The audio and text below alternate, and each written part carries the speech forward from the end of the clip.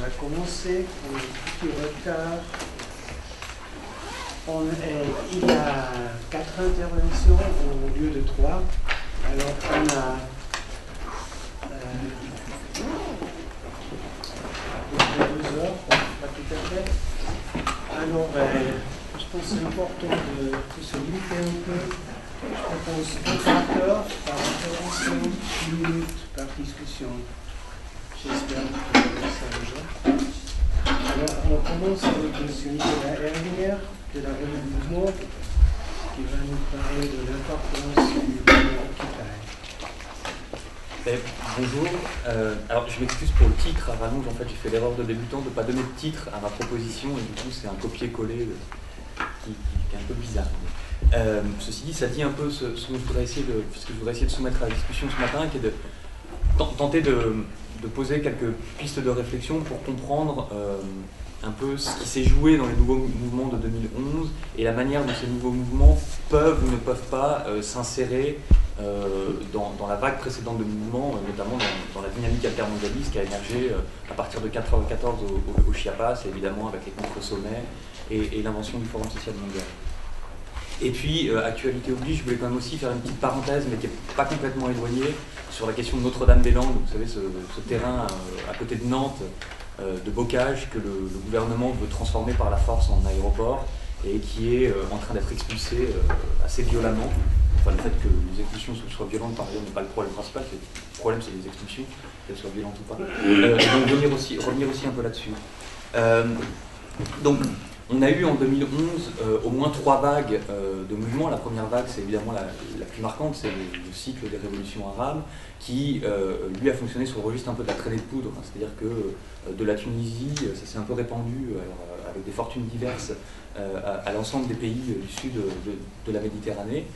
Leur traînée de poudre qui n'est pas sans rappeler des événements historiques passés, comme évidemment la chute du bloc soviétique, la chute aussi des dictatures en Amérique latine dans les années 80, et de manière un peu plus éloignée, les révolutions européennes de 1848 et les indépendances en Amérique latine aussi au début du 19e siècle. Deuxième vague de mouvement en 2011, c'était tout ce qui va être lutte des indignés. Alors la partie d'Espagne, mais très vite aussi essaimé au Portugal et au sud de l'Europe, puisque disons, le répertoire d'action des indignés a aussi irrigué les luttes contre l'austérité en Grèce, qui a eu des tentatives peu couronnées de succès de constitution d'un mouvement des indignés en France. Troisième vague, c'est la vague d'Occupy Wall Street, donc à partir de septembre 2011, et qui là aussi connaît un succès énorme, se répand comme une traînée de poudre à l'ensemble du continent nord-américain et vient irriguer à son tour les campements des indignés et d'autres mouvements de par le monde, vient aussi par un jeu d'aller-retour dialoguer et inspirer, irriguer les imaginaires de la place Tahrir ou des révolutionnaires tunisiens. Et puis il y a toute une autre série de mouvements qui sont entre guillemets un peu plus classiques dans leur constitution, parce qu'ils reposent plus sur du syndicalisme étudiant, que ce soit au Chili ou évidemment au Québec avec la mobilisation des carrés rouges.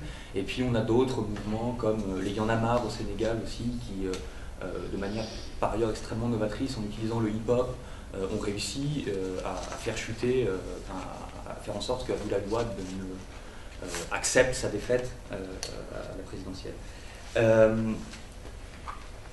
Alors, il y a des liens évidents dans la culture organisationnelle et dans le succès rapide de ces mouvements avec la naissance du mouvement altermondialiste. Le lien le plus évident, la chose la plus marquante, ce sont des mouvements qui, dès leur apparition, s'affirment comme étant des mouvements avec une portée globale.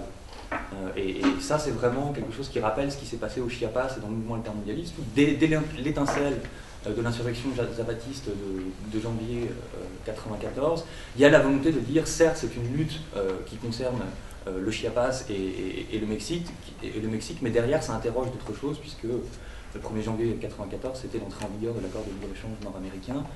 Et évidemment, le mouvement altermondialiste, lui, s'est constitué comme étant un peu le mouvement global par essence. Donc on a un peu cette même dimension globale, mais j'y reviendrai dessus un peu plus tard, qui se constitue un peu différemment dans le cadre des occupations de 2011.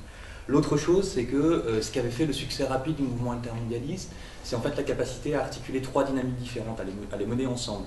Première dynamique, c'est clairement, enfin, ce qui était le plus visible, c'est le cycle de lutte et de mobilisation qui sont connectés les unes aux autres. Alors dans le cas du mouvement altermondialiste, ça passait par le nomadisme en fait. Les militants se déplaçaient d'un pays à l'autre, d'une mobilisation à l'autre.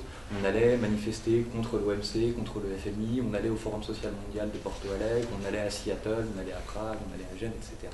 Et même quand on n'y allait pas, parce qu'au final, tout le monde ne pouvait pas y aller parce qu'il y a un coût pour se déplacer, on avait le sentiment de partager un répertoire d'action, de partager des revendications, de partager quelque chose de commun avec les autres militants. Là, et je le développerai un peu plus tard, on est dans un lien qui ne se fait pas par le nomadisme, mais au contraire par une sédentarité très forte et un ancrage local extrêmement important. La deuxième chose qui avait fait le succès du mouvement intermondialiste, le deuxième facteur, c'était la capacité à renouveler en profondeur les cadres d'interprétation et d'énonciation des injustices. Cette capacité à dire, en gros, quelles sont les responsabilités, quels sont les mécanismes qui expliquent les injustices à l'heure de la mondialisation, comment une décision prise à Washington, dans le cadre d'une réunion de la Banque mondiale, a un impact direct sur la situation d'un vendeur de rue aux Philippines. Prenez juste un exemple, si dans les années 80 on avait tenu ce colloque et que quelqu'un avait dit à cette tribune les subventions que verse l'Union européenne dans le cadre de la PAC à un paysan de la Beauce, centre de la France, a un impact direct sur la situation d'un petit paysan malien, on vous aurait regardé en disant mais quel est cet extraterrestre? Ce sont deux choses complètement différentes. Le paysan dans la Beauce reçoit des fonds, celui au Mali, ça n'a rien à voir. Et le travail qui a été mené dans le cadre du mouvement intermondialiste, sa constitution notamment par des organisations comme Via Campesina, a permis de reconstituer ces chaînes de causalité et de montrer en fait qu'il y a un lien direct entre des décisions lointaines et des situations de famine, de malnutrition, de pauvreté qui ne sont pas dues à la fatalité, mais qui sont dues à des mécanismes et à des décisions prises dans le cadre de la mondialisation. Et la troisième chose, et donc on retrouve ça aussi dans la vague de 2011, notamment autour de la question de la dette, dette privée, enfin dette publique, mais aussi dette privée. Je développerai ça un peu plus tard.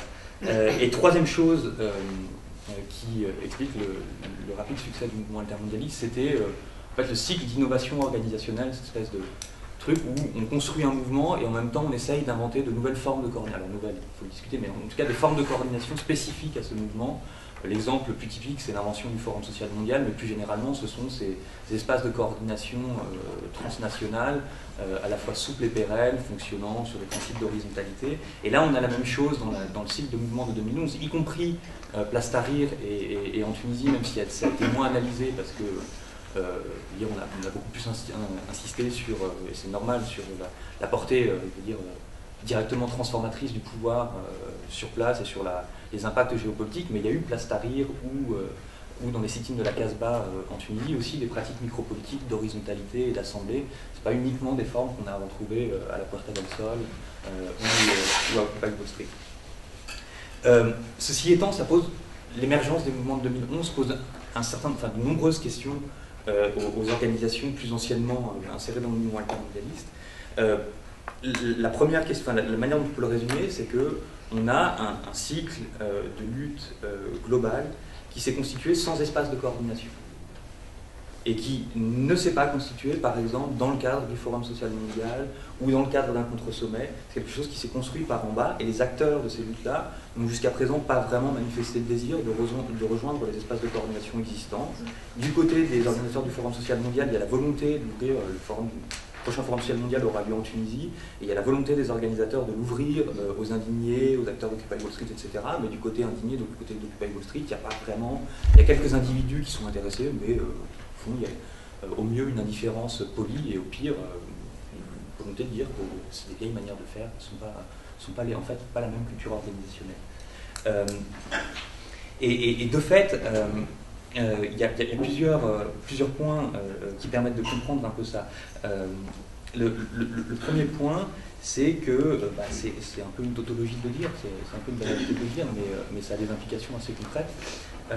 C'est que tout simplement ce cycle a fait émerger de nouveaux acteurs et de nouvelles questions, mais massivement. Alors certes, dans le cadre du mouvement altermondialiste, il y a toujours eu la capacité à intégrer de nouvelles questions.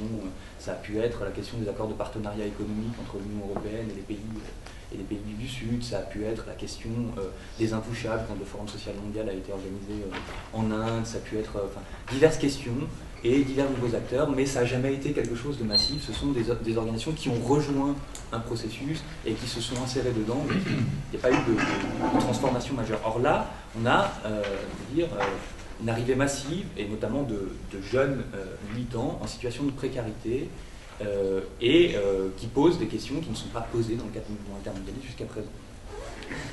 Notamment parce qu'on a une place de l'individu qui est beaucoup plus centrale dans les mouvements de 2011 que dans le mouvement altermondialiste. Alors certes, déjà dans la dynamique altermondialiste, l'individu jouait un rôle important, mais en fait, on entrait dans les espaces altermondialistes en tant que représentant d'une organisation, et notamment le consensus et l'horizontalité à laquelle on se livrait dans l'espace altermondialiste, c'était un consensus entre organisations. C'est-à-dire qu'on était dans une réunion dans laquelle on fonctionnait par consensus, donc pour le coup, il n'y avait pas de vote, etc. Mais d'une part, quand on rentrait chez soi dans son organisation, on pouvait se retrouver dans un schéma vertical, on représentait son organisation dans la réunion, et donc dans la discussion, on pouvait accorder un poids plus ou moins important à telle parole parce qu'elle émanait de telle organisation. Si vous aviez une discussion dans le cadre du Forum social mondial sur la question du travail, évidemment que si vous étiez un représentant d'un syndicat, vous aviez plus de poids que si vous représentiez une ONG qui travaille sur la lutte contre les paradis fiscaux. Si on travaillait sur les questions paysannes, évidemment que Via Campesina avait plus de poids peut-être, etc. Et puis alors le poids, c'était pas simplement la taille de l'organisation, c'était aussi la capacité ou la volonté de travailler sur le sujet sur le long terme, ou aussi la représentation un peu symbolique du mouvement. Là, on est dans les assemblées dans un consensus entre individus. Donc on ne peut pas accorder un poids relatif à tel individu par rapport à tel autre. On est vraiment dans une assemblée d'égaux. Alors, il ne faut pas fétichiser l'Assemblée générale. D'ailleurs, on discutait avec des militants, avec des indignés ou avec des militants d'Occupy Wall Street, ils nous disent qu'en fait, l'Assemblée générale, ils n'en peuvent plus, qu'ils n'ont jamais vraiment aimé, qu'ils ont même très souvent détesté, parce que c'est très long, parce que de toute manière, on n'a pas encore réussi à trouver un modèle d'horizontalité qui ne tombe pas dans l'écueil de la procéduralisation des débats. Donc en fait, on finit par discuter plus des procédures. Alors dans le cas des assemblées indignées ou d'Occupy Wall Street, c'est quel geste va-t-on utiliser à quel moment, mais on discute plus de ça que d'autres choses.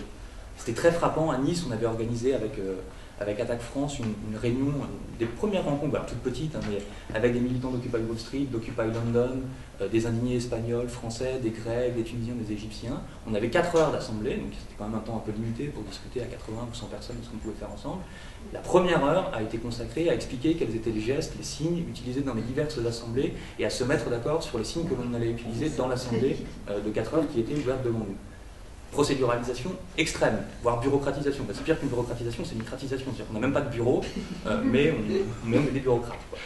Alors on a retrouvé ça aussi dans le Forum social mondial, hein, ou dans les espaces de coordination intermondialiste. La procéduralisation, c'est l'écueil qu'on n'a pas su éviter pour l'instant dans la construction d'alternatives en fait, à la hiérarchie.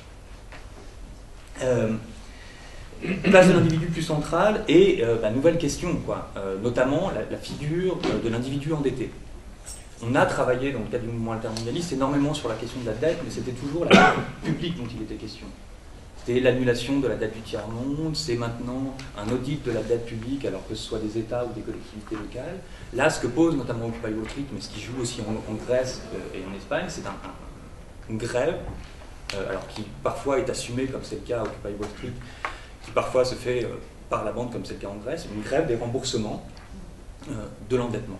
Et Occupy Wall Street essaye de lancer une campagne justement pour dire voilà, il faut qu'on lance un mouvement de grève de la dette privée où collectivement nous assumons que nous ne payerons pas cette dette parce que c'est cette dette qui nous tient dans le système, qui nous maintient dans le salariat, qui nous empêche de vivre nos vies comme nous l'entendons et qu'en plus cette dette-là, on a joué selon les règles du jeu. Je veux dire, le système était construit pour qu'on s'endette aux États. Bon, alors, les structures de la dette sont différentes selon les pays, mais par exemple aux États-Unis, il faut s'endetter pour faire des études, s'endetter pour acheter sa bagnole, s'endetter pour acheter sa maison. Et donc c'est la société qui veut que l'on s'endette pour rester justement dans le salariat et être un bon agent du capitalisme, sauf que là ça ne fonctionne plus, et du coup les gens qui se sont endettés se retrouvent renvoyés à l'idée qu'ils sont un fardeau pour la société alors qu'ils ont respecté en fait les règles du jeu. Donc centralité de cette question de la dette privée, qui est franchement pas évidente à faire entendre à un certain nombre d'organisations plus classiquement ancré dans le mouvement altermondialiste. Vous arrivez dans une réunion d'attaque et que vous dites c'est très important d'avoir un audit citoyen de la dette publique, mais il faut aussi travailler sur la dette privée, on va pas regarder avec de grands yeux en disant oui, mais enfin, si c'était pour s'acheter un écran plasma, voilà, enfin, alors que ce sont des mécanismes qui sont des mécanismes d'aliénation tout aussi forts que la dette publique. Dernier point sur lequel il y a des distinctions entre le mouvement alter de la première phase et le mouvement de 2011, c'est le rapport à la globalité. Comme je disais tout à l'heure, le mouvement altermondialiste, c'était le mouvement nomade par excellence. Et on a même eu tout un tas de productions intellectuelles, plus ou moins stimulantes, plus stimulantes dans le cas de Negri et Hart, moins stimulantes dans le cas de Manuel Castel, par exemple, qui me disait que le réseau était la forme d'organisation qui collait parfaitement avec cette aspiration démocratique, et qu'on pouvait même, grâce à une infrastructure technologique qui était Internet, résoudre tous les dilemmes organisationnels et inventer une forme complètement émancipée de discussion de fonctionnement. D'une part, il n'en est rien, d'autre part, on est allé beaucoup trop loin en fait, dans cette construction d'un mouvement hyper nomade et fonctionnement en réseau on a fini par se rendre compte en fait, qu'il y a quand même aussi comment dire, des inégalités qui se créent entre les mobiles et les immobiles, et que bon, en plus c'est destructeur de la planète de ne faire que bouger et prendre l'avion. Là, on est vraiment dans quelque chose qui, encore une fois, je veux dire, les imaginaires circulent, les slogans circulent, les mouvements s'irriguent les uns les autres, il y a des échanges d'expériences, etc., mais sans nomadisme. On est dans une sorte de translocalisme, en fait. C'est-à-dire qu'il y a une relocalisation claire, une déglobalisation de la lutte, une volonté vraiment de s'ancrer dans l'occupation, et à partir de l'occupation, de ne pas être uniquement dans la construction de revendications, mais dans la préfiguration d'un autre monde. Et à partir de l'occupation, sans perdre cet ancrage local, de créer des connexions. Et ça peut donner des trucs très surprenants. La première fois que je suis allé à Occupy Wall Street, c'était 3 ou 4 jours après le démarrage de l'occupation, et j'avais discuté avec une des personnes qui faisait l'accueil au parc de Zuccotti. Et je dis, mais alors, est-ce que vous vous êtes inspiré de ce qui s'est passé à Athènes, Place Tahrir, Puerto del Sol? Et il fait, ah, on est vraiment très content parce que notre mouvement devient mondial, on vient d'apprendre qu'il y avait un Occupy Spain qui allait se créer. Et moi, au début, quand je regarde, je me dis, mais Occupy Spain, ça existe avant Occupy Wall Street, ça s'appelle les Américains. Et en fait, quand je suis revenu chez moi, j'ai vu qu'il y avait des photos en Espagne, Somos Los 99%. Donc en fait, il y avait vraiment cette circulation et c'était pas abusif de dire qu'il y avait un Occupy Spain qui se créait. Donc il y a vraiment un fonctionnement très réticulaire, quoi, des imaginaires qui est assez flagrant mais qui restent ancrés dans les occupations. Alors, je pense que je suis pas loin d'avoir épuisé mon temps. Bon, 2 minutes. Alors, comment est-ce qu'on peut essayer de résoudre ça? Je pense que la première chose, c'est essayer de se situer dans une histoire un peu plus longue. Parce que le mouvement altermondialiste a organisé un vide historique autour de lui-même en disant qu'il était un truc complètement nouveau, qui n'avait jamais été là, totalement inédit dans sa forme de construction, dans ses revendications. C'était l'historique total. Donc on se coupe de l'expérience historique de construction des internationales, du mouvement ouvrier, etc. Dans Occupy Wall Street, on a un peu, et dans les Indignés, on a aussi un peu la même chose, une espèce de mémoire courte organisationnelle. Encore dans cette même réunion à Nice, un indigné français va voir un espagnol et il fait « Alors, comment est-ce que vous avez fait, Puerta del Sol, pour inventer ces gestes de la main et inventer ce fonctionnement alors que ce sont les Quakers qui l'ont créé ?» Voilà, donc se resituer dans cette histoire longue devrait quand même permettre de prendre conscience que tout ça s'inscrit dans une histoire commune et appartient à un processus de plus long terme.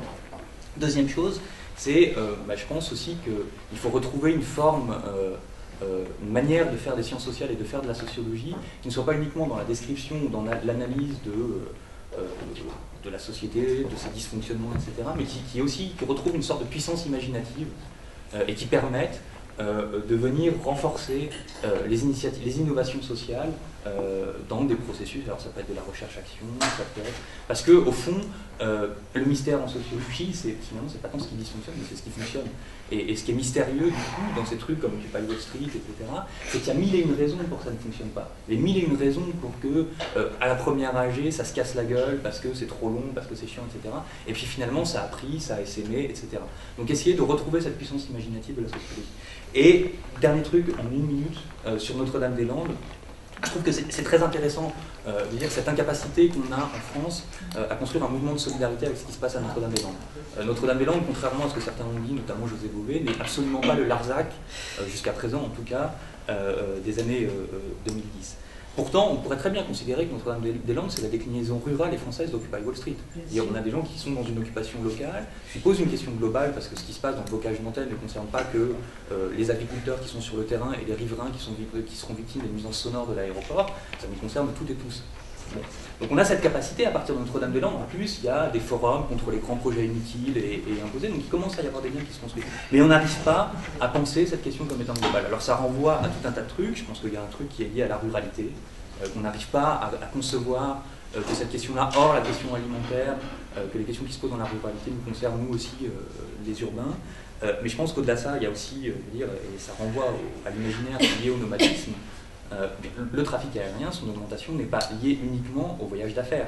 Elle est liée au tourisme de masse, aux salariés, moins inclus, pour qui l'imaginaire du voyage lointain et des vacances à l'étranger est associé à l'idée de liberté, cette envie de partir ailleurs, etc., qui irrigue nos imaginaires, y compris dans une organisation sociale, et qui du coup irrigue aussi nos revendications. Et donc, et qui par ailleurs, organisations qui ont construit leur solidarité internationale sur une utilisation intensive de l'aéroport et de l'avion.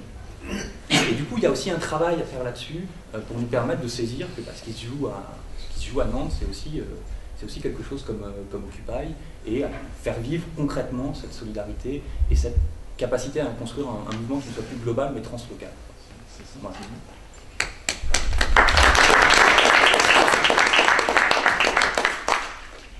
Alors, il y a une question, des remarques, commentaires. Moi, je vais compléter pour avoir participé depuis le début avec beaucoup de difficultés au mouvement des indignés à Paris, qui est irrésumable parce qu'il est tellement hétérogène. Mais j'ai été frappée par le fait que quelques individus dans ces assemblées générales, à Paris par exemple, à la Défense ou ailleurs, suffisaient pour empêcher un syndicaliste de prendre la parole en soutien aux indignés. Donc c'est ça aussi qui est très pénible dans le mouvement français, parisien du moins, parce que je pense que ça se passe tout à fait différemment à Bayonne par exemple, où ils ont des actions beaucoup plus concrètes comme les indignés espagnols, où ils soutiennent des paysans ou des gens qui se font exclure ou des squatteurs, donc ils s'ancrent dans des luttes locales. Mais à Paris, outre la violence de la répression policière menée par Sarkozy, quand ils ont été pendant 2 ou 3 mois en plein hiver à la Défense, toutes les nuits, la police détruisant leur matériel et leurs tentes et leurs couvertures. Donc la violence de la répression de Sarkozy a joué pour empêcher le mouvement indigné de se construire en France, du moins à Paris, mais aussi le fait qu'il voulait tout redécouvrir la démocratie réelle, donc en donnant plus d'importance à la forme qu'au contenu des revendications, ce qui a été aussi un handicap, même s'il y a des éléments dans le mouvement qui, plus ancrés dans le reste du mouvement social, dans l'ATTAC ou dans les syndicats, essayent de faire des liens. Il y a eu aussi une tentative de marche des banlieues montée par des gens, des indignés parisiens, qui a été assez intéressante. Mais effectivement, c'est très différent de ce qui se passe en Espagne. Moi, je vais souvent voir les indignés de Barcelone, qui sont ancrés dans des quartiers, qui développent des complicités, des collaborations avec des partis précarisés de la population. En Espagne, les partis précarisés de la population, c'est 90% maintenant. Sachant que les plages espagnoles sont vides, hein, cet été quand même, faut le dire, donc la crise espagnole s'approche de la crise grecque, toute proportion gardée. Donc effectivement, peut-être aussi qu'une des raisons de l'échec relatif du mouvement en France, c'est que la crise en France n'est pas encore arrivée aussi loin qu'au Portugal, en Espagne. Elle va sans doute y arriver si on fait rien, mais pour le moment, c'est vrai que les gens en France pensent encore pouvoir échapper à la situation qui est celle de l'Espagne et de la Grèce. Deuxième question. Oui, c'est un peu ambivalent, mais on a tendance à entendre que c'est un déficit du mouvement des Occupy et des indignés de ne pas être dans des organisations ou de refuser les organisations. Peut-être qu'il faut, de la même manière que on était passé de manière polémique sur la question de l'État dans l'anthropologie politique des années 70 à la société sans État, à la société contre l'État, entendre ce qui se joue dans le contre les organisations. Et qu'est-ce qui se joue dans le désir de pouvoir se passer de structure comme quelque chose qui aurait à voir avec la société contre l'État. Et du coup, ça obligerait à penser l'objet différemment non pas en termes de déficit, mais en termes d'un type de société qui prend au sérieux, peut-être d'une manière extrême, la question d'horizontalité, et qui la prend suffisamment au sérieux pour aujourd'hui, effectivement, faire le bilan de ce qui ne fonctionne pas, et tenter, en tout cas en France, d'instituer des espaces d'élaboration. Là, il y a un lieu qui s'est créé qui s'appelle les Maîtres Ignorants, du côté de la suite des Indignés, et qui cherche à réinventer, non pas l'eau tiède, mais à réinventer vraiment un autre imaginaire des relations démocratiques, où la manière de faire compterait autant parce qu'elle serait déterminante sur les objets construits et les projections. Et effectivement, ça s'appelle aujourd'hui une démocratie à projet ou sur projet, ou je sais plus l'intitulé exact, mais en tout cas l'idée c'est que le consensus ne peut se faire que si on a un objectif qui est énoncé clairement, et que cet objectif produit la possibilité de ces espaces d'imagination, d'innovation, etc., que vous avez évoqués. Du coup, il me semble que ça serait intéressant d'arrêter de penser ça en termes de déficit, de reconnaître qu'il y a un antagonisme absolu, en fait. C'est-à-dire que moi, quand je suis allée discuter avec les gens des Maîtres Ignorants, ils ne supportent pas les militants, ce qu'ils appellent les militants, c'est-à-dire toute la tradition, effectivement, d'une certaine histoire de l'extrême gauche, ils ne les supportent pas, ils ont envie de les baffer, voilà, c'est clair. Et je pense qu'il faut entendre ce qui se joue là, parce que cette colère a sa part de légitimité dans l'idée qu'il faudrait constamment avoir des avant-gardes, des gens qui savent, ceux qui ne savent pas, etc., qui insupportent beaucoup de gens, et je crois que c'est important de l'entendre. Voilà. Et pas simplement de dire, voilà, quand est-ce qu'ils vont relier, ils ne sont pas vraiment intéressés, ils ne sont pas vraiment avec les syndicalistes, mais les syndicalistes trahissent depuis tellement d'années. Je veux dire, à un moment donné, on ne peut pas considérer qu'après tous ces mouvements sociaux, depuis 1991, il y a des mouvements sociaux en France, il n'y en a aucun qui a débouché, à part celui sur le CPE, qui n'était pas dirigé par les syndicalistes, mais par les étudiants. Je voulais un petit point minuscule, si je peux le rajouter, quelque chose qui était frappant aussi quand il y avait des indignés à la Défense, c'est que pour la première fois, des jeunes de banlieue étaient avec eux, ils se sentaient bien avec eux, c'est-à-dire ils avaient leur place avec eux. Tandis que moi qui connais et qui suis très souvent avec des jeunes dans ma banlieue, il est évident que des jeunes de banlieue ne vont jamais dans un meeting politique. Ils ont compris depuis longtemps qu'il n'y a rien à attendre des partis pour eux. Et là, ils étaient comme des poissons dans l'eau, ils étaient bien. Autre réponse? Non, écoutez, on n'a pas le temps, désolé. Non, mais enfin, je suis d'accord en fait avec ça, et c'est vrai que je me rends compte du coup que je peux donner l'impression, que la construction de mon propos peut donner l'impression que c'est une tentative de voir comment est-ce que ces mouvements pourraient rejoindre des espaces. En fait, la question, je pense que la question qui se pose quand même, c'est que ce qui est intéressant, c'est qu'il y a quand même un défi dans la construction d'une forme de solidarité internationale entre occupations. Alors ensuite, elles rejoignent d'autres formes de coordination internationale, importe peu, mais qu'il y a un défi là autour, que pour l'instant, ça fonctionne de manière très diffuse, ça fonctionne plutôt bien par ailleurs, mais que dans la phase dans laquelle les mouvements sont en train d'entrer, c'est-à-dire un peu de reflux quand même des mobilisations, que ce soit aux États-Unis, que ce soit en Espagne, cette question mérite d'être discutée, et qu'il faut essayer de travailler un peu sur cette invention, quoi, on ne va pas avoir le temps, donc on va débattre, mais dans les couloirs après, mais c'est un peu ce qu'ils sont en train de faire eux-mêmes. Ouais. Mais alors, ce qui est surprenant, par ailleurs, ce que je trouve vraiment surprenant, c'est que il y a eu depuis, au moment où le mouvement altermondialiste est très fort entre 1999 et 2003, en gros, il y a eu énormément de tentatives de construction d'un forum social mondial ou d'un contre-sommet virtuel, et d'essayer de créer des sites web qui idéalisent en ligne ce qui se passait dans les réunions physiques. Ça ne marche pas, évidemment, pour tout un tas de raisons, on ne va pas les discuter ici, mais dans le cas des indignés, d'Occupy et compagnie, alors qu'il y a eu par exemple les Anonymous, qu'il y a eu Wikileaks, donc il y a eu des expériences hyper fortes de collaboration en ligne et à distance, ce qui est utilisé, c'est des mailing lists, et c'est Mumble qui est une alternative à Skype, grosso modo. Donc c'est très low-tech, c'est-à-dire c'est une mailing list, c'est du téléphone.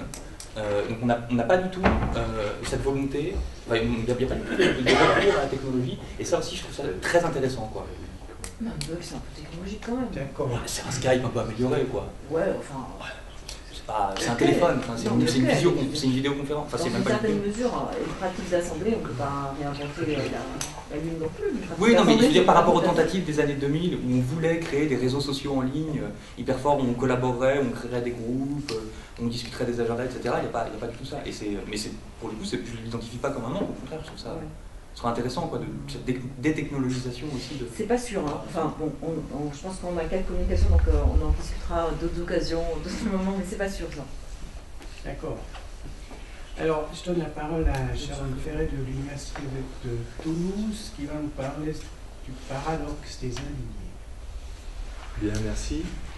Donc, je voudrais commencer par remercier les organisateurs de ce colloque sur deux plans. Le premier, déjà, de nous donner l'occasion de discuter de critique sociale, parce qu'étant sociologue dans une université d'économètres, je trouve ici un espace pour reparler un petit peu de cette question un petit peu chronique en sociologie, notamment en sociologie française, et puis après pour la qualité de la réception et notamment la logistique. Voilà.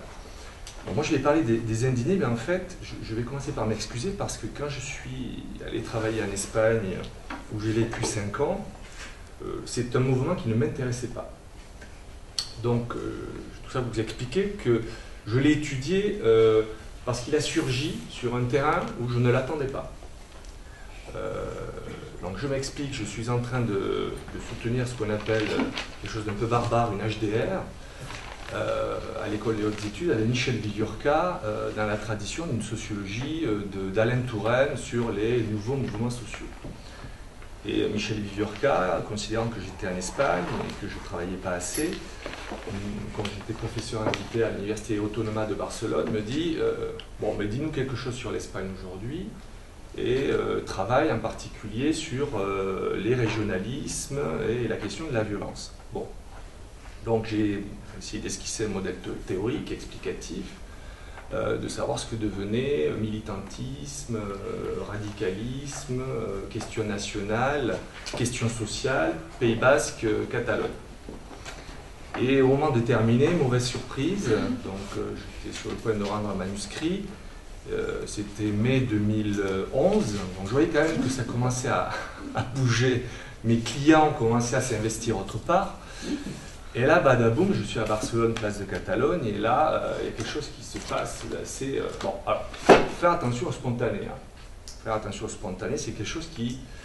et c'est un peu le propos que j'aimerais tenir, qui dépasse à la fois le répertoire d'action, et qu'il faut, contrairement à ce qu'on peut penser, éviter de penser en termes spontanés et en termes transnationaux. Moi, ce que j'essaie de faire là, c'est de situer ce... je ne sais pas si c'est un mouvement social, bon, c'est quelque chose qui est de l'ordre du mouvement, mais qui n'est pas porté par un mouvement social en particulier. Mais c'est quelque chose qu'il faut essayer de contextualiser et de ne pas arracher un contexte historique. Ça, c'est la première idée. C'est-à-dire que oui, les altermondialistes, mais en fait, ça se passe en Espagne. Et l'Espagne a une histoire politique et sociale relativement singulière. Il y a eu une petite période de franquisme dont on ne parle pas, mais qui explique la production d'une condition sociale particulière, ce qui n'est pas le cas de l'Italie, qui n'est pas le cas de la France.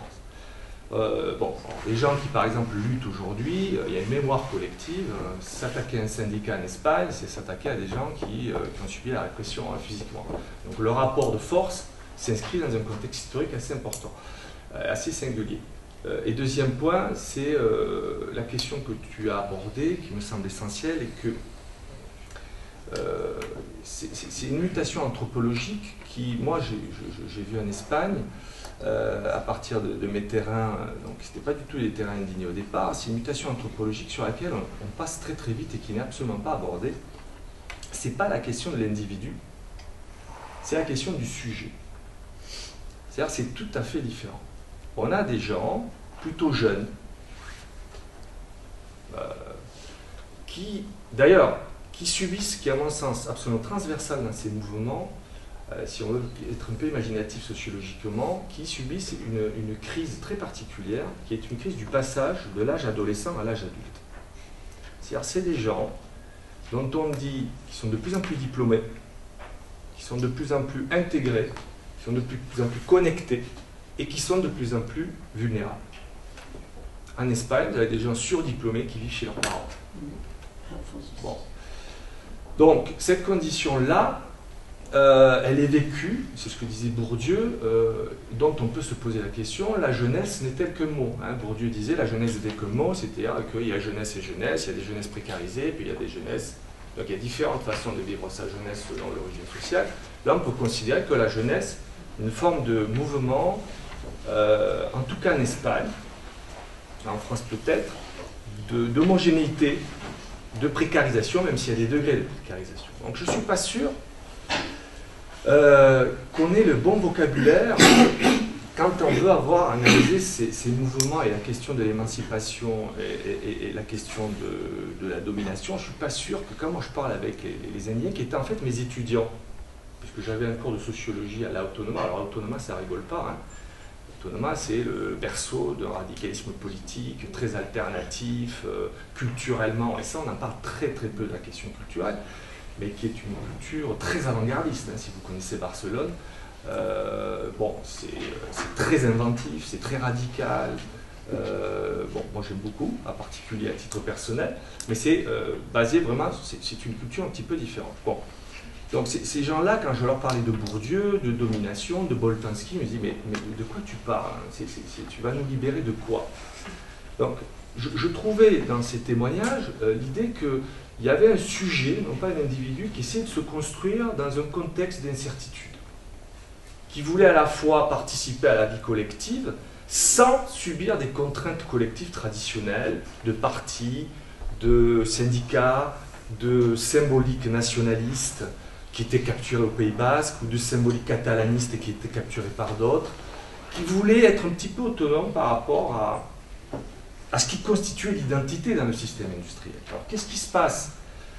C'est moi, mon entrée théorique, quelle que soit la forme des mouvements, les répertoires d'action n'ont pour moi aucune importance. C'est la question de comment on invente du collectif avec des individus qui veulent quand même être autonomes, qui sont privatisés dans leurs fonctions, qui sont plutôt religieux ou de moins en moins, et en Espagne c'est quelque chose de très important, qui ont une relation assez distante avec le monde du travail. On veut travailler mais pas en subir non plus les contraintes. Et avec la famille, avec les amis, avec les relations sentimentales. Il y a du pluripartenariat, on veut stabiliser mais sans être contraint par une domination particulière. Vous voyez? Donc la montée d'un sujet qui essaie de s'affirmer et qui essaie de trouver une voie collective. Alors par rapport à cette mutation anthropologique qui moi me semble absolument essentielle, qu'on lit chez Touraine, chez Viviorca, un petit peu chez Bourdieu, Masquet, c'est une théorie du sujet qui va s'affranchir des contraintes traditionnelles, mais qui ne peut pas se passer de collectif. Alors comment on fait? En un sens, il y a trois voies. Il y a une voie plutôt conventionnelle, c'est-à-dire la voie de ce que dit Bourdieu, la violence symbolique, c'est-à-dire on accepte les choses routinières et puis on privatise son mode de vie, on accepte le système, bon, on se précarise, bon. Et puis, moi, ce que j'étudie, et qu'il faut essayer aussi de mesurer statistiquement, qui en Espagne est très important parce qu'il y a une vraie culture de contestation. Quand vous faites un sondage à la population des jeunes espagnols, Catalogne, Pays Basque, au Pays Basque, sur les 50 000 jeunes catégorisés comme jeunes dans une classe d'âge, il y en a près de 10% qui conçoivent la violence comme une possibilité concrète d'action. Donc la violence est plutôt un moyen envisageable pour se réaliser. Donc c'est pas rien. C'est pas rien quand on sait comment on peut s'affronter déjà à une institution. En Catalogne, vous avez ce qu'on appelle, bon ça c'est une catégorisation policière très problématique comme celle de violence urbaine en France. C'est pour ça que tout ce vocabulaire d'émeute, de révolution ne marche pas. Ce sont des catégories qu'on essaye, mais des vieilles catégories. Bon, c'est pas une émeute, c'est une émeute lente ou invisible, on va dire. Mais les antisystémas, comme on appelle les antisystèmes, bon, c'est des gens qui savent faire, hein. Ils arrivent, ils cassent un centre-ville en 10 minutes et ils s'en vont. Hein. Bon, ça on sait faire. Moi j'y étais, j'ai eu un peu peur. C'est des gens très professionnels. Ils sont 300, 400, ils arrivent, ils s'accachent dans le centre-ville, ils s'en vont. D'ailleurs, c'est drôle parce qu'en termes sociologiques, il n'y a pas d'interaction, c'est des affrontements à distance. On se fait peur, et les policiers le comprennent très bien, hein, c'est pour ça que la répression aussi, on pourra en discuter longuement, mais c'est quelque chose qui est très chorégraphique. Bon, ça, il y a plusieurs de sous-familles, il y a à peu près 300 personnes, hein, on comptabilise. Et après, il y a l'autre dissidence, plutôt démocratique, qui cherche une voie d'organisation, et c'est ça, moi, qui m'intéresse, et c'est, je ne sais pas combien il me reste, vous voyez, je commence à peine la problématisation, c'est ce qui se dit dans cette voie démocratique, c'est-à-dire comment constituer du collectif sans tomber dans les, j'aime pas ce mot non plus de répertoire, dans les moyens d'émancipation qui sont assez présents en Espagne, que sont la violence, on sait faire, ou que sont ce que propose la violence nationaliste, hein, ou la violence d'extrême gauche. Et comment aussi s'émanciper des formes organisationnelles classiques. Alors les indignés, c'est ça, et c'est des choses assez précises en fait, hein, qui constituent, je vous disais au départ, bon, j'ai la liste là, je vous renvoie à mon papier, qui constituent des choses qui relèvent plutôt du sujet. Alors par exemple, les indignés en fait cherchent à remettre du conflit dans l'espace public, à poser des questions en occupant un espace public. Parce que le conflit est sorti de la sphère industrielle. Le conflit est, dans mon hypothèse, le contraire de la violence. Le conflit permet d'exprimer des antagonismes. Le monde ouvrier s'est structuré contre le monde capitaliste et ce conflit a été régulé par un État-providence. Aujourd'hui, on a du mal à trouver les termes de ce conflit qui sort un peu de la sphère industrielle. Donc, on remet du conflit dans l'espace public et on essaie de constituer un contre-espace public. Alors, effectivement, pour ceux qui ont participé, alors je te rejoins, c'est vrai que les assemblées générales, les indignés, physiquement, c'est assez éprouvant. Non, mais il faut organiser à manger, il faut travailler la journée, venir le soir. Bon, moi, j'ai suivi un mois les indignés à côté de Barcelone. J'y allais pas du tout pour ça, en fait. Et bon, c'est physiquement très exigeant. Très exigeant, parce qu'à côté, on a un boulot, on a une thèse, on est étudiant, on a 2 ou 3 travaux de travail à réaliser. Bon. C'est pour ça que quand on dit oui, alors ils ne sont pas structurés, il faut quand même voir ce que ça coûte concrètement. Et donc, ils essayent de remettre du conflit pacifié au cœur de l'espace public. Alors, le conflit autour de quoi? Autour de questions assez concrètes. Hein. Bon, moi, ce que je vois, c'est qu'il y a des gens qui étaient déjà très structurés sur la question du logement, qui est une question absolument centrale en Espagne, et notamment ce qu'on appelle les ocupas, c'est-à-dire des gens qui sont des squatteurs politisés. Bon, ces gens très organisés qui vont, par exemple, être au cœur du débat la question de la spéculation immobilière. Dans des quartiers, et vous le disiez très bien, c'est-à-dire ces gens très connectés avec les associations de voisins traditionnels en Espagne qui ont structuré, si vous voulez, qui ont accompagné la sortie du franquisme. C'est-à-dire, bon, on s'est auto-organisé localement, on a construit ses propres maisons et on a constitué des quartiers où il y a une forte densité de coopération et de solidarité sociale. C'est le Raval, par exemple, pour ceux qui connaissent, qui a été complètement dénaturé par la spéculation immobilière. Donc vous avez des jeunes qui, par solidarité intergénérationnelle, du fait qu'on vive dans la même famille, longtemps, vont se porter solidaires de la dépossession immobilière des plus anciens qui ont lutté pour, tout simplement, avec leurs mains, pour construire ces habitats-là. Donc ça, c'est un premier mouvement qui ne sort pas de nulle part et qui ne tombe pas du ciel. C'est une forte tendance historique. Et ensuite, l'économie solidaire. Alors, effectivement, dans les facs en Espagne, depuis 10 ans, il y a énormément de diplômes sur l'économie solidaire. Des coopératives, des systèmes de production alternatifs. Donc c'est des choses qui sont testées, discutées, y compris mises en diplôme dans les universités. Puis bon, je les ai listés les familles. Il y a une dernière famille qui se...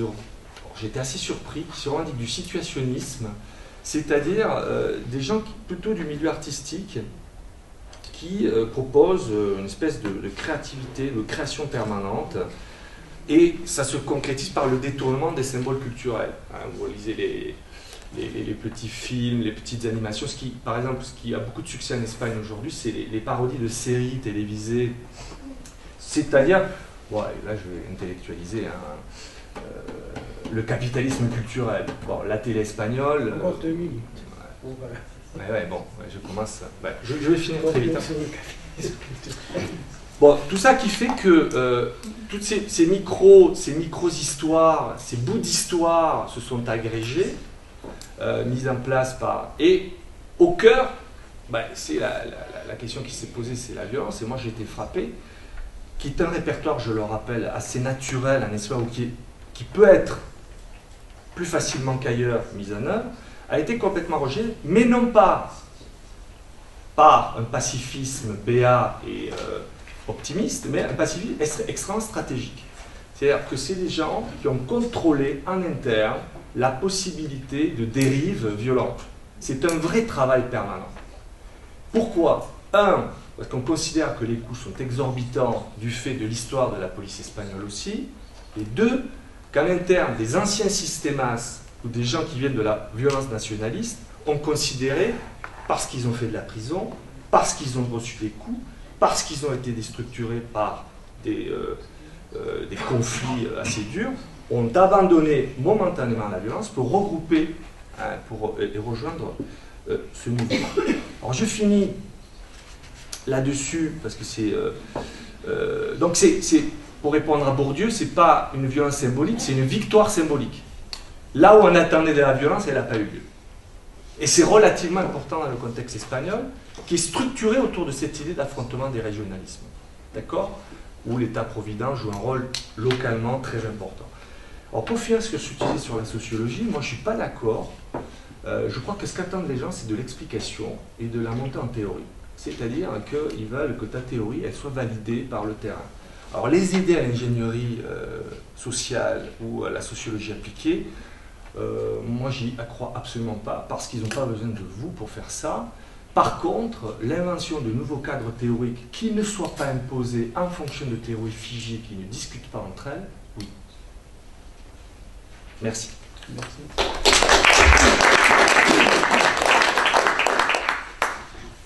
Alors, question. 15 minutes,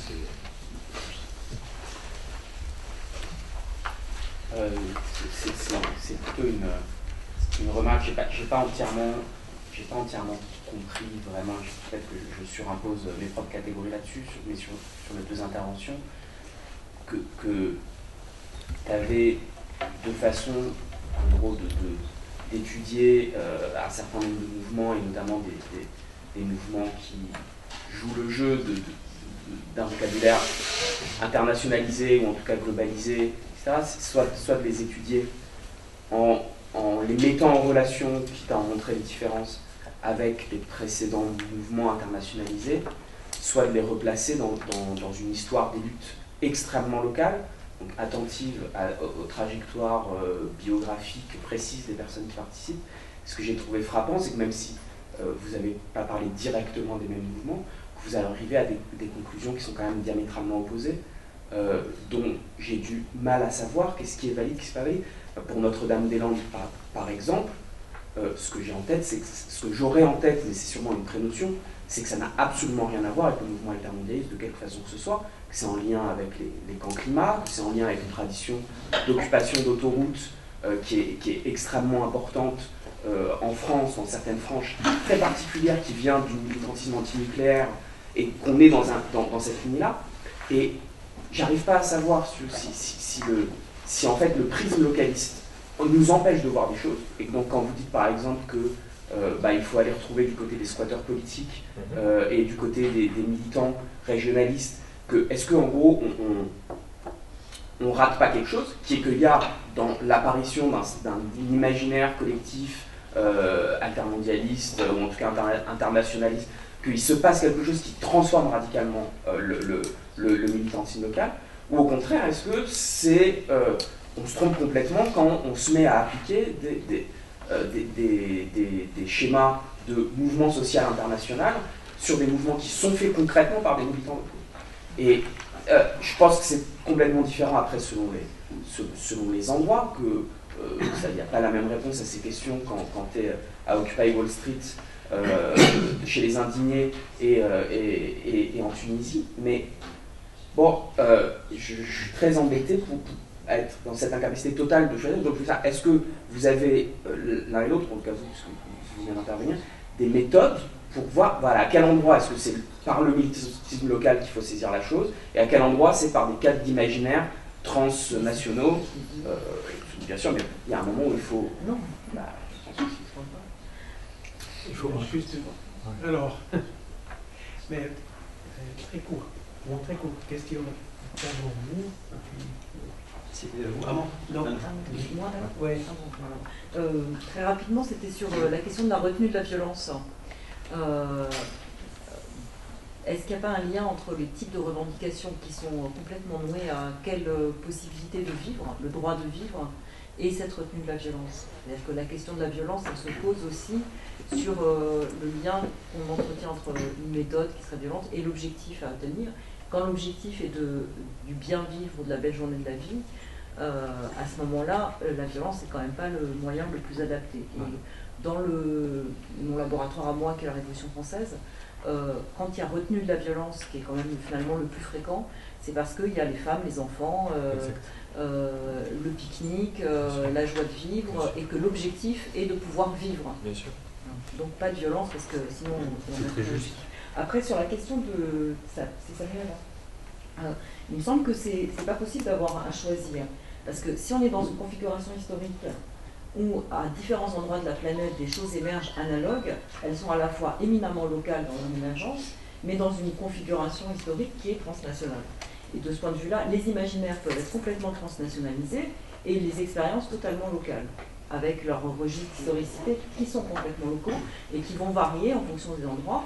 Et si on discute de manière horizontale sur la place Tahrir à Casbah et sur la Plaza del Sol, on ne discute pas en fonction des mêmes référents et des mêmes raisons quand on est dans le local, mais on a les mêmes imaginaires transnationalisés.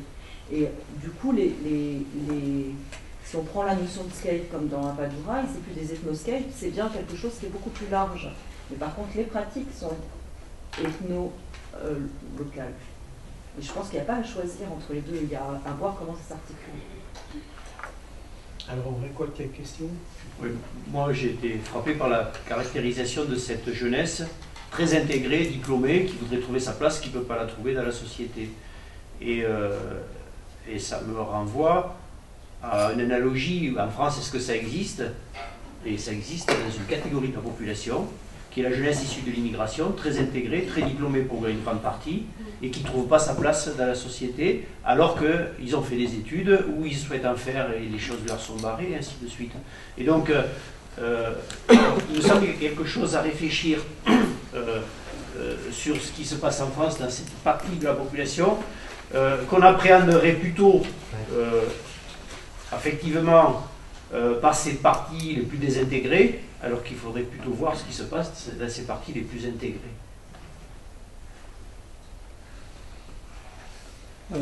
Bon, je voulais aussi intervenir tout à l'heure.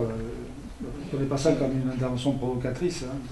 Moi, que ce soit un mouvement mondial avec des considérants locaux, c'est évident. C'est des choses qui c'est évident. C'est des choses qui se répondent les uns les autres.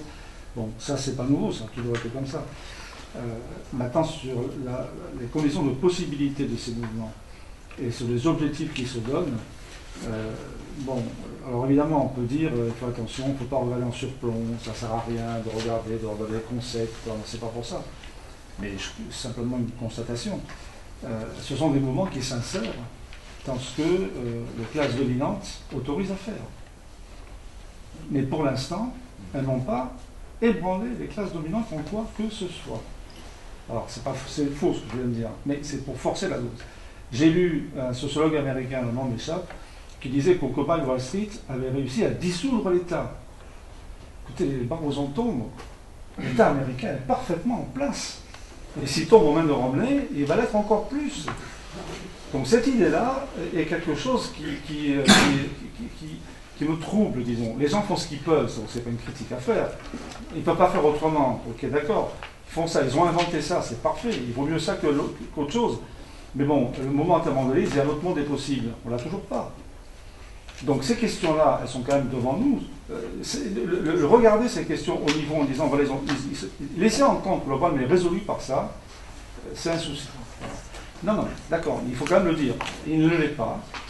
Et en Grèce, par exemple, ce qu'on a entendu hier, on voit bien que ce n'est pas par là que le problème peut se résoudre. Concrètement, le seul endroit où possiblement ça va se faire. Et en Espagne, le problème va se poser dans pas longtemps si les régionalistes développent les trucs, font leur vote, les gagnent, etc. On va voir ce qui va se passer. Donc, alors, pour revenir juste une dernière, bien sûr qu'il y a les trahisons syndicales, évidemment. Comment ils font pour travailler? Ils regardent, ils se tournent vers le mouvement ouvrier traditionnel qui est lamentable, qui trahit, etc., qui leur sert à rien, et au contraire, est contre eux. Donc ils mettent de côté, c'est logique. Ils veulent s'opposer à un pouvoir qu'ils ne peuvent pas atteindre, donc ils le contournent, c'est normal aussi, en fait c'est normal. A posteriori, on voit bien que c'est normal. Bon.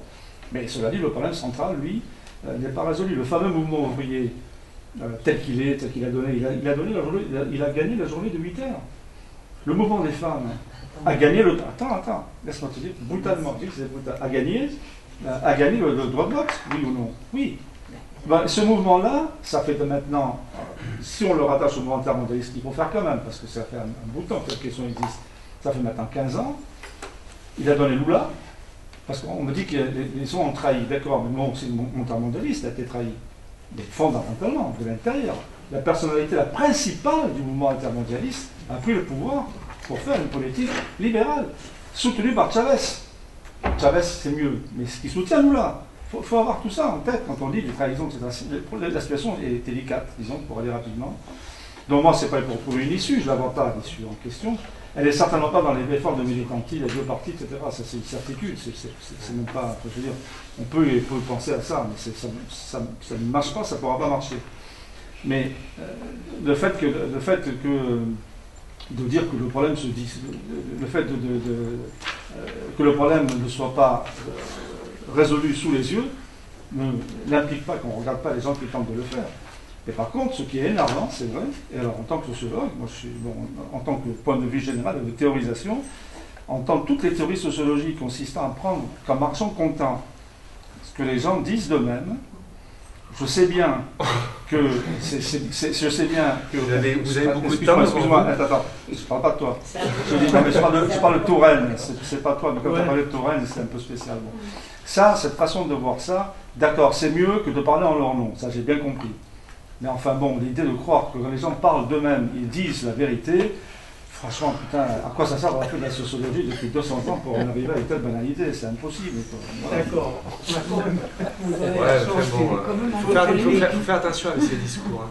Faire attention. Ah, mais je fais attention à tout, moi. Parce que à ça aussi. C'est d'abord un peu violent et... Voilà, on va en rester là, mais il faut faire attention. La sociologie, c'est pour arriver à telle banalité, vous direz ça à Pierre Bourdieu, et on répondra peut-être encore plus violemment que moi. Moi, je voudrais revenir sur les questions, effectivement, sur la violence. Et puis, il y a un élément, on est sociologue, il y a l'origine sociale. C'est-à-dire que c'est porté par des gens plutôt de catégorie diplômés, favorisés, rejoints par des gens plutôt intégrés, de classe moyenne plutôt supérieure. Les gens qui pratiquent la violence à la marge sont plutôt issus d'un monde ouvrier plus détérioré. Hein. C'est-à-dire que, bon, on ne va pas rentrer, mais dans la façon d'utiliser le corps, la violence, il y a une origine sociale extrêmement importante. Hein. Notamment néo-espagnolistes, les gens autour des clubs de foot, bon, les antisystémas. Là, il y a une vraie différenciation sociologique, il ne faut pas oublier dans la façon de concevoir la violence et la rébellion. C'est-à-dire que, bon, c'est l'habitus, hein, l'habitus, et Bernard Lahire l'explique, il a extrêmement bien approfondi, c'est la question des dispositions. C'est-à-dire la façon que j'entrevois, moi, d'agir dans un contexte donné. Bon, ce n'est pas les mêmes clients, ce n'est pas les mêmes personnes. Un indigné traditionnel, face à la violence, il est tétanisé. Il ne sait pas. Il ne sait pas faire. Bon, il y en a qui savent faire, mais qu'on a réussi à contrôler. La question des échelles, moi les imaginaires, je ne sais pas les mesurer. Je pars sur un terrain que j'essaie de rendre un peu, une configuration un peu, on va dire, cohérente, hein, qui me semble fonctionner dans le modèle, et là je peux amener un peu d'explication en fonction d'une histoire un peu longue. Après, les imaginaires sont très présents, mais je ne sais pas les mesurer. Je ne connais pas leur puissance sur l'action. Bon, les gens en parlent, mais Et puis il y a une question aussi, c'est que les dominés peuvent être, les dominants peuvent être dominés, et les dominés peuvent être dominants. Les indignés sont très emmerdés avec la question de l'immigration en Espagne. Ouais. Parce qu'il y a une figure qui vient de s'inviter dans le débat. C'est la figure de l'immigré nord-africain issu de zones rurales marocaines, qui constitue la moitié de l'immigration espagnole, beaucoup plus en Catalogne, avec une pression migratoire très importante depuis les années 2000, qui subissent des détériorations et des indignités considérables. Donc des gens ont participé et ont bénéficié d'un essor considérable économique après le post-franquisme, ça n'a gêné personne, et quand la question migratoire est en train de ressortir et crée un certain malaise nationaliste qui n'est pas radicalisé en Catalogne, et au Pays Basque, c'est autre chose. Là, on est quand même un peu embêté. Vous voyez, la domination, c'est des questions extrêmement ambivalentes. Hein. On est toujours. Ouais. Alors ça, cette figure-là, elle est par exemple pour les intellectuels espagnols complètement oubliée. Ah, tu arrives, tu es français, tu vois de la violence urbaine partout. Tu attends que ça pète parce que tu as ton. Sauf que là, la violence symbolique, elle fonctionne. C'est-à-dire que vous discutez avec des jeunes, et là, la religion intervient paradoxalement comme une mise à distance des indignités. Les jeunes musulmans, secrétaire de la mosquée de Tarrasa, qui est une ville ouvrière en banlieue de Barcelone très importante, c'est quelqu'un qui est postdoctorant en physique nucléaire. Et lui, il me dit, moi, les indignés, c'est pas mon truc, quoi. Voilà. Moi, je m'investis. Voilà. Non, mais c'est des questions extrêmement importantes. Quand on veut vraiment... J'ai le rôle de l'autorité, c'est... Bon, alors, merci encore pour le débat qui est vraiment très intéressant, mais je dois jouer mon rôle. Alors, on continue avec Francis Sittel, qui est co-directeur de la revue Contretemps, qui va vous parler d'une alternative anticapitaliste.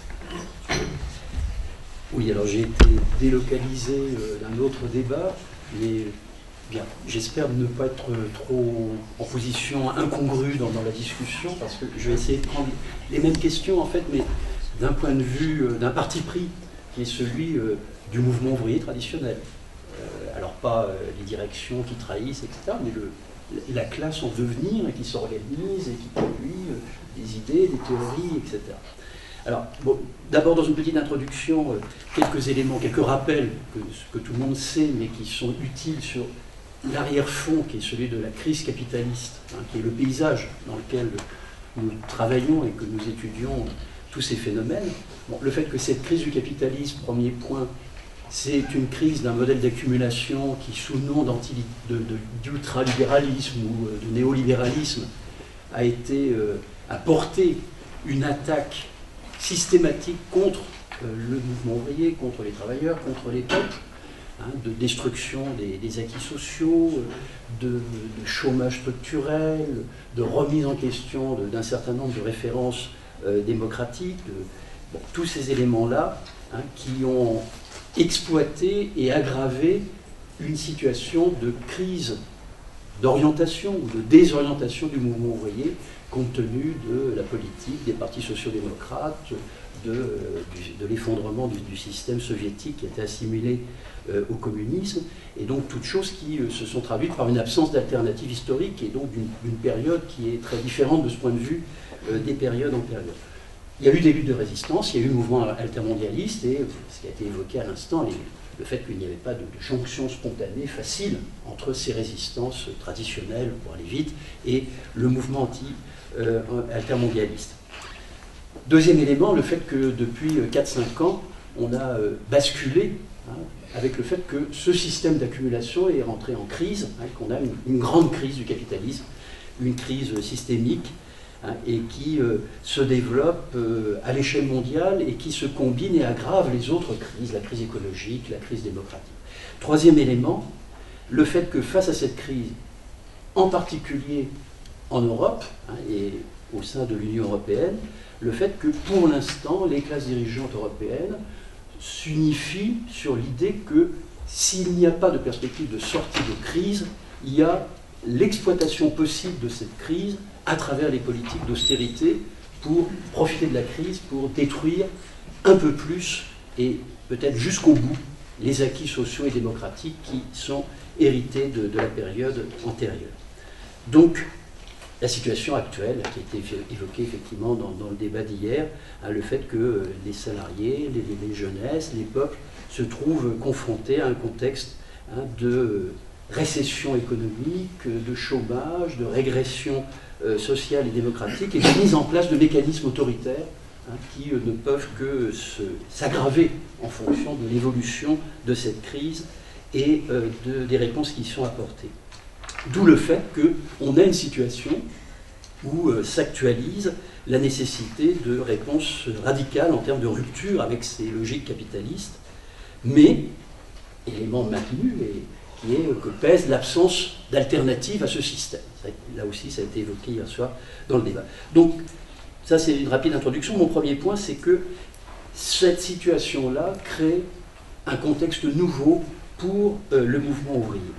Et il me semble qu'on peut dire que face à cette situation, on voit deux lignes de résistance, de conflit se développer.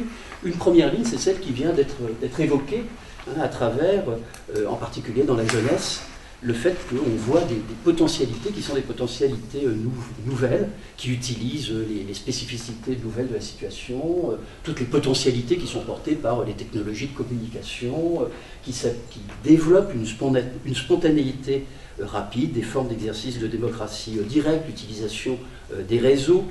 Et il me semble qu'il faut effectivement faire un sort à quelque chose qui est peut-être un acquis de tous ces mouvements, c'est-à-dire une forme inédite d'affirmation politique à travers ce phénomène de l'occupation durable des places publiques, de l'espace public, c'est-à-dire une forme de lutte politique et d'affirmation politique qui est différente de la manifestation traditionnelle et qui est un élément qui est apparu à travers les révolutions arabes, mais dont on voit qu'il se répand, il s'étend à travers de différentes expériences de ce type, et qui est sans doute un élément tout à fait nouveau. Donc, ça vient d'être évoqué. Il me semble que ce qui est important dans le contexte par rapport à ces mouvements, c'est qu'on perçoit des similitudes ou peut-être plus justement des résonances entre ces divers mouvements, qui sont extrêmement divers, dans des contextes différents, mais qui résonnent entre eux et qui dessinent un paysage politique nouveau. L'autre élément, c'est du côté du mouvement traditionnel, c'est-à-dire les partis politiques de gauche, les syndicats, le fait qu'il n'y a pas d'hostilité, je crois, par rapport à ces mouvements, mais il y a une distanciation, une difficulté à trouver l'articulation avec ces mouvements. Et un mouvement ouvrier traditionnel qui est lui-même travaillé par des transformations qui résultent de toute l'histoire et de ce contexte de crise politique. Le fait qu'on voit bien que les clivages idéologiques antérieurs, la division de ces mouvements ouvriers entre des courants communistes, socialistes, d'extrême gauche, ces références-là sont bousculées, chahutées par une réalité nouvelle, qu'ils ont perdu une partie de leur efficience, et qu'il y a de nouvelles lignes de partage qui se dessinent autour de cette question de comment on répond à la crise du capitalisme, comment on fait face à ces politiques brutales d'austérité. Que tout ça, ça crée des chamboulements au sein du mouvement ouvrier traditionnel, que ce soit les partis et les syndicats, et que c'est sans doute ça qui explique que la forme front dans plusieurs pays européens apparaît comme un passage obligé par rapport aux recompositions qui sont à l'œuvre, parce qu'on ne peut pas dépasser l'existant facilement, il y a des choses à défendre dans cet existant, et en même temps il faut qu'il y ait ce dépassement qui soit inscrit dans la situation, et que la forme front est une forme fonctionnelle actuellement pour répondre politiquement à cette contradiction. Alors sans doute élément de débat, mon parti pris, c'est pour considérer que les partis, au-delà des formes spécifiques qu'ils ont prises à travers l'histoire, que la forme d'organisation parti, et après on peut discuter de la diversité de ces formes et de ce qu'elles pourront être à l'avenir, que cette forme parti conserve un rôle irremplaçable par rapport à tous les autres mouvements qui peuvent exister, en ce sens que ce qu'on peut mettre derrière la notion de parti, c'est une certaine cohérence programmatique et organisationnelle, mais en voyant que ces partis, quels qu'ils soient, subissent les contraintes de la situation, et ça ce sont leurs limites actuelles, hein, le fait que ces partis, évidemment, à cause de l'histoire, subissent la prégnance des modèles anciens, des traditions anciennes, qu'ils connaissent des phénomènes de rupture générationnelle, c'est-à-dire que c'est pas de la jeunesse qui ne se reconnaît pas dans ces partis, ça traverse évidemment, hein, et également les syndicats d'ailleurs, mais principalement les partis, et que du coup, il y a des phénomènes de recomposition, d'où ces formes front, mais en même temps, ces formes front restent traversées par des phénomènes, des logiques de fragmentation qui continuent à jouer. C'est-à-dire qu'il y a une contradiction qui intervient et qui font, toutes ces choses font qu'une refondation, une redéfinition de ces organisations du mouvement ouvrier reste un défi qui est difficile.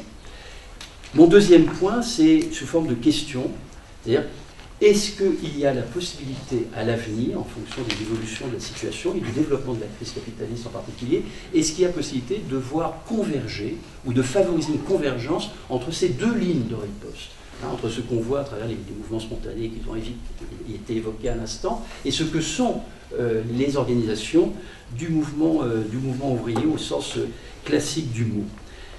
Il me semble que là, il faut prendre les deux faces de la contradiction qu'il y a derrière cette possibilité.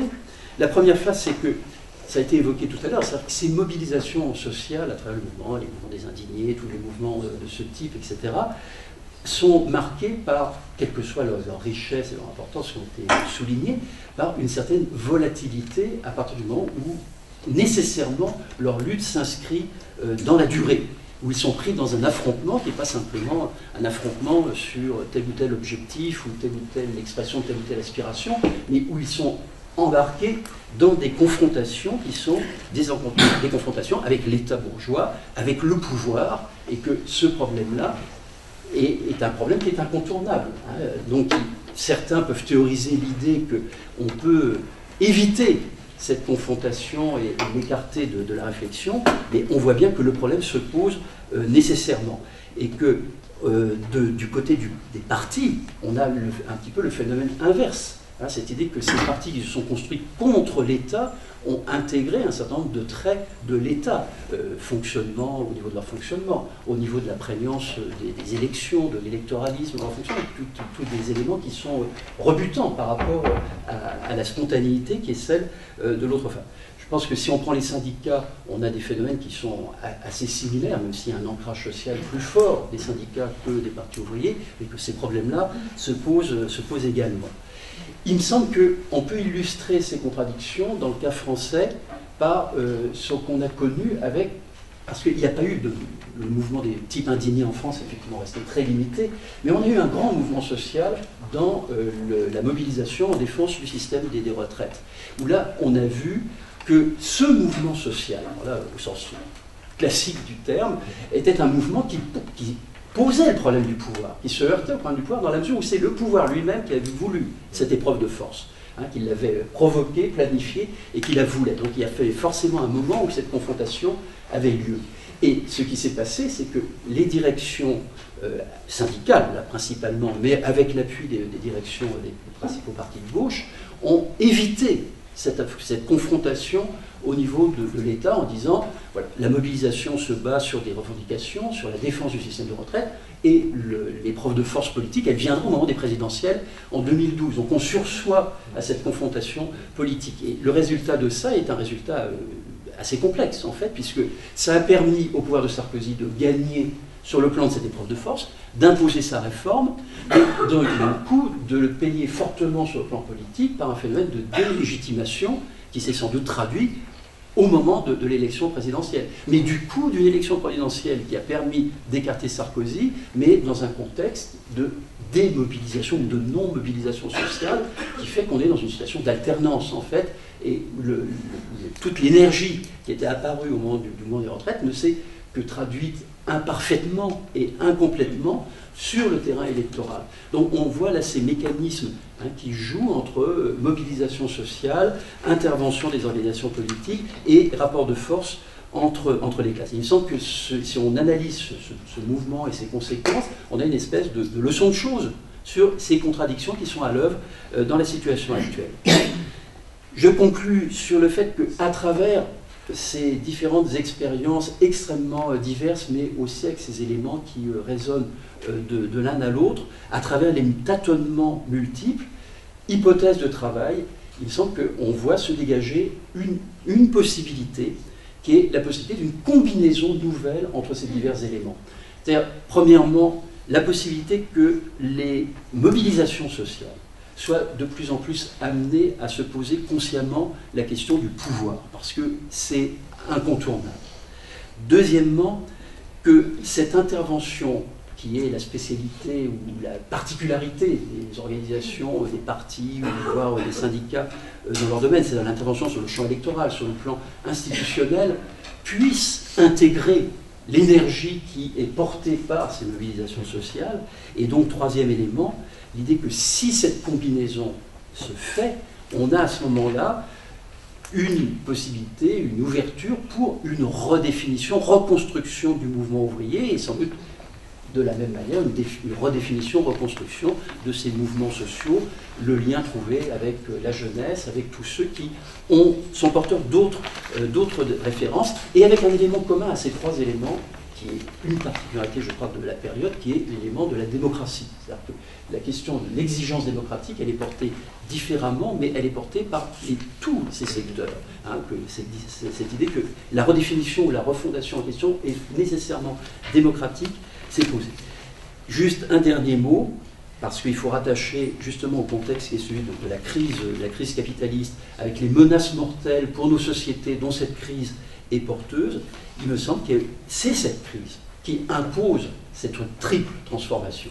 Hein, c'est-à-dire le fait que nécessairement la résistance sociale aux politiques d'austérité est amenée à se confronter au pouvoir, et il me semble que ce que disait Stathis Kouvellakis hier est très éclairant. En fait, l'exemple grec, ce n'est pas le côté marginal de la situation en Europe, c'est la pointe avancée de la situation en Europe. On ne peut pas lutter contre les politiques d'austérité sans se poser le problème de l'État, le problème du pouvoir et le problème de la rupture avec cette réalité qui est celle des moyens dont disposent les classes dirigeantes. Et de façon combinée, le fait que aussi ce développement de la crise et de ses effets oblige les partis politiques de la gauche, le mouvement ouvrier, à la fois politique et syndical, à se poser le problème de la rupture. L'idée que le jeu institutionnel, simplement par les élections, par la transformation du système, forcément trouve ses limites et qu'il faut assumer la question de la rupture. Et là aussi, il me semble que l'exemple de Syriza en Grèce montre qu'un parti politique qui dit non à l'austérité de façon conséquente et déterminée, forcément est amené à se poser le problème de la rupture politique, de la rupture avec le système, et d'assumer ce type de saut. Donc si cette volonté et cette nécessité se combinent, d'assumer ce type de rupture politique, eh bien, je pense que c'est à partir de cette fusion-là que se posera effectivement le problème de nouvelles combinaisons possibles entre ces mobilisations sociales avec leurs divers acteurs et un mouvement ouvrier qui se transformerait parce qu'il assumerait cette situation avec ses défis et avec ses enjeux.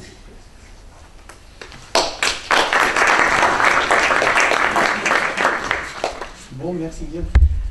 Je vous propose qu'on continue jusqu'à midi.